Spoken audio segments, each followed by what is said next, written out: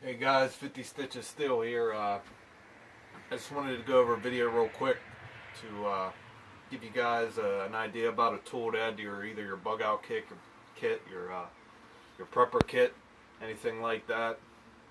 Hunting just for fun, and the off chance of a tactical situation, you could actually use an archery bow. But hey, you never know. But the most important part is it's a renewable ammo source. It's very quiet. Like I said, you're able to actually retrieve your arrows and use them again and again. That helps a lot when you talk about that kind of situation. I'm pretty new to archery. Probably started shooting, I don't know, about 1 month ago.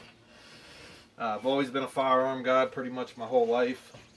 Sorry about this, guys. I'm kind of freestyling this video, so don't mind the not editing, all that kind of good stuff. But yeah, I picked this up about a month ago for about 350 bucks.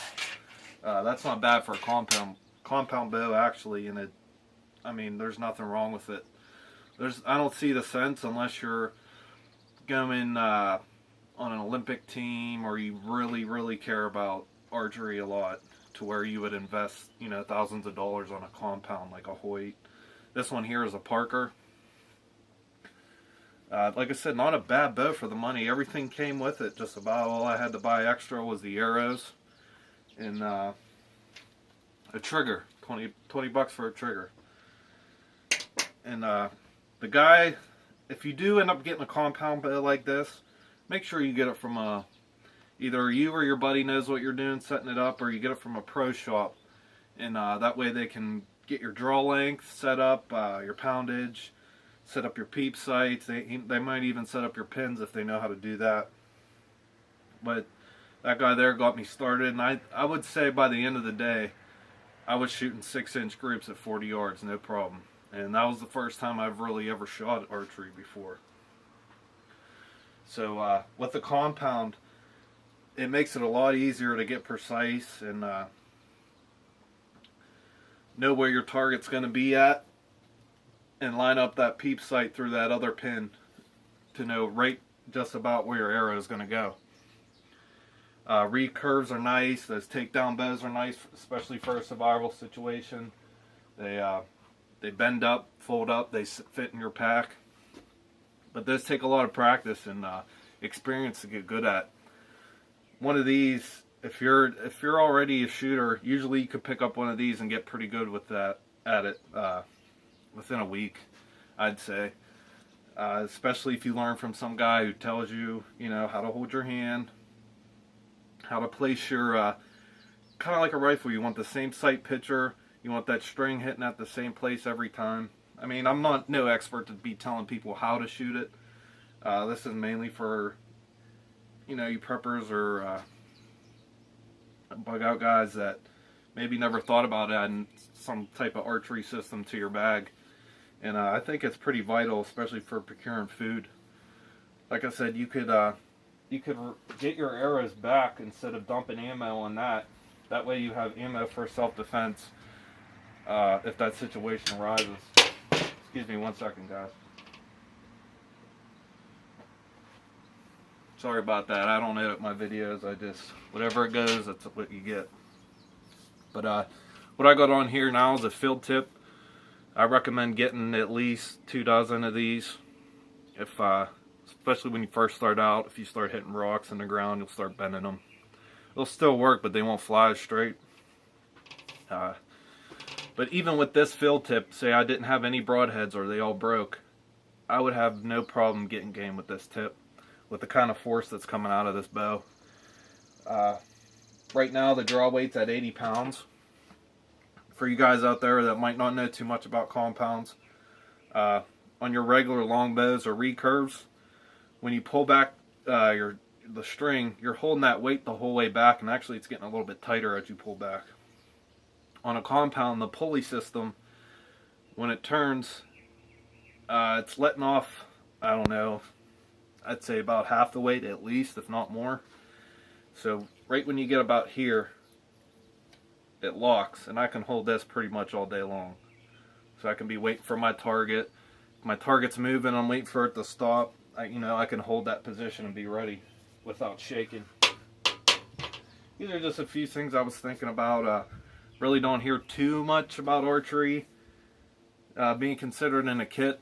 Like I said, it's quiet, and that off chance that this is all you have, or if you're just some high-speed ninja that can go and use that in tactical situation, more power to you. It wouldn't be a bad option. It would just be very difficult because you'd have to get pretty damn close. But yeah, I'll take a couple shots. I don't know if you could see those targets. That first one's about 40. That second one out there is about 50, 60. Oh, one other thing. Definitely look into getting one of these Illumination Locks. What happens when you let go of your shot, this knock will light up and glow blue. That way that'll help you find your arrow better. Because most of the time if you're hunting game like to come out early morning or they're nocturnal. So that's usually your better chances at getting some game. So that'll help you procure your arrow back. That way you're not SOL without any arrows. But here we go, I'll take a quick shot. Like I said, just kind of freestyling this. I'm not going to edit it. But if you have any questions, comments, any kind of tips for me, anything would be more than welcome.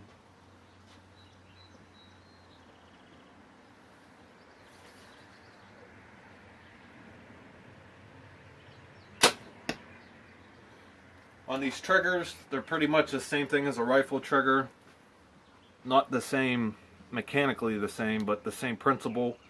You want to put that front pad on there and use slight pressure until it pops. What I have learned, and I'm definitely not an expert, like I said, I'm not perfect at this. When you're clipping in, hold your finger behind your trigger. That way when you're pulling back you don't accidentally hit the trigger and your arrow goes flying. But stand square facing this way. Roll back your arrow, your string, I'm sorry. And have the same anchor point position on your cheek every time. Usually I use the top of this knuckle, set it behind my ear, and then I'll use the tip of my nose. And I'm usually in the same position just about every time. But I'll do that. This hand on the riser is very important to keep in a certain way. I'll show you in a second here. Instead of gripping your whole hand around it, you want your lifeline of your palm to be in line with the handle. And you're not gripping it tight.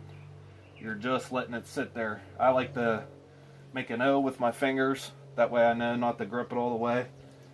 Because any kind of little grip or movement will throw your arrow off. Like I said, I'm no expert. That's just little things I'm learning and I'm trying to get down myself. I usually try to shoot, a couple hours a day. Get pretty good though. I'm already splitting arrows at 40 yards. It's a lot of fun too, guys. Besides all that other stuff. It's definitely a different animal to learn. But I think if you're a shooter, you'll definitely enjoy something like this. If you're a prepper, definitely a good tool in the toolkit. Renewable resource, just about unlimited. Get yourself some good carbon arrows. Carbon will last a lot longer and won't bend like brass or split like wood. That's about it, guys. Any questions, comments, leave them down below. Appreciate any kind of likes, shares, and we'll see you guys next time.